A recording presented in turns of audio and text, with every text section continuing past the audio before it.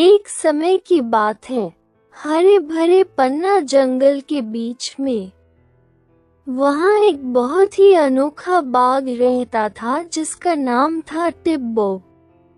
बाकी बाघों से अलग टिब्बो शाकाहारी था।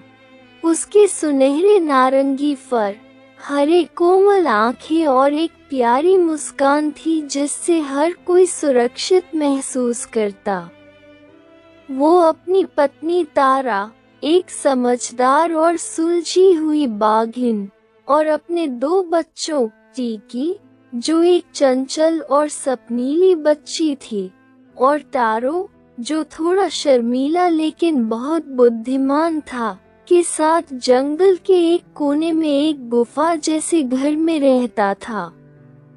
वे किसी भी जानवर का शिकार नहीं करते थे। वे जंगल में खेती करके जीवन यापन करते थे। शुरुआत एक छोटे से सब्जी के बगीचे से हुई थी, लेकिन कुछ सालों में वो एक बड़े खेत में बदल गया। जब दूसरे बाघ शिकार में लगे होते, टिब्बो मिट्टी जोतने में व्यस्त होता। वो पेड़ों की छाल से हल बनाता और केले के पत्तों में वर्षा का पानी इकट्ठा करता। तारा तुलसी और हल्दी मिलाकर जड़ी बूटी वाली चाय बनाकर बेचती। टीकी नई नई सब्जियों की रेसिपी बनाती और टारो ने बांस से सिंचाई प्रणाली तैयार की। धीरे धीरे बंदर, हिरण, हाथी, पांडा और यहाँ तक कि पुराना गुस्सैल तेंदुआ भी उनके पास आने लगा, डर से नहीं, आदर से। वे अपने फल और सहायता के बदले टिब्बो से सब्जियां और अनाज लेने लगे। जल्द ही उनका खेत बन गया एक जंगल का समृद्ध केंद्र, जहां सब मिलकर रहते और बढ़ते। लेकिन सुख शांति में बाधा आना तय था। जंगल के अंधेरे हिस्से में रहता था रुंगो, एक गुस्सैल काला भालू। उसे टिब्बो की शाकाहारी सोच पर हंसी आती थी। एक दिन ये भूख से तंग आकर मांस खाने दौड़ेगा, वो कहता। रुंगो ने अपनी भेड़ियों की टोली को भेजा।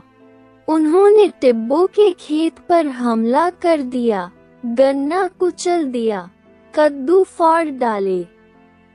टीकी रोने लगी, तारा चुप हो गई, और टारो टूटी हुई पाइपों को देखता रहा।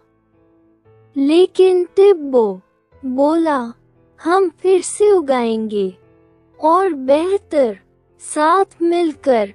सभी जानवरों ने मिलकर खेत फिर से सजाया। बांस की बाड़, रंगीन कपड़ों वाले बिजुके, और रात की चौकसी करने वाले उल्लू और चमगादड़।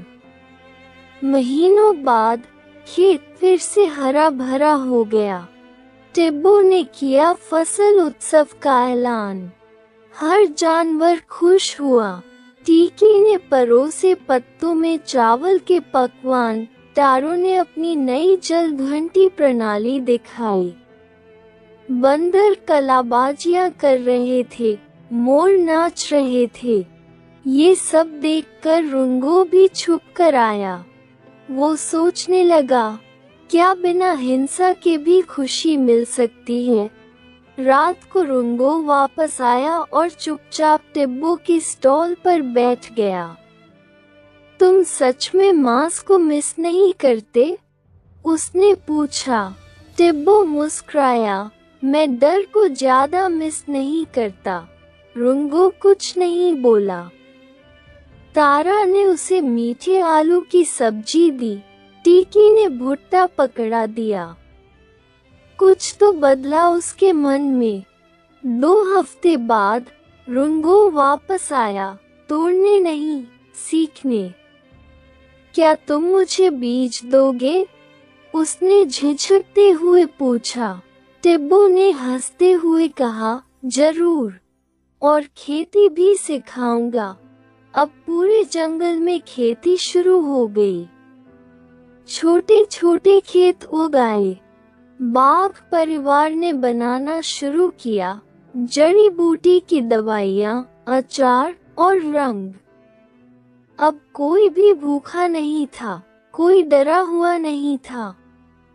सभी एक दूसरे की मदद करते थे। टिब्बो का परिवार बन गया जंगल का सबसे अमीर परिवार, पैसों से नहीं बल्कि सम्मान, प्रेम और एकता से।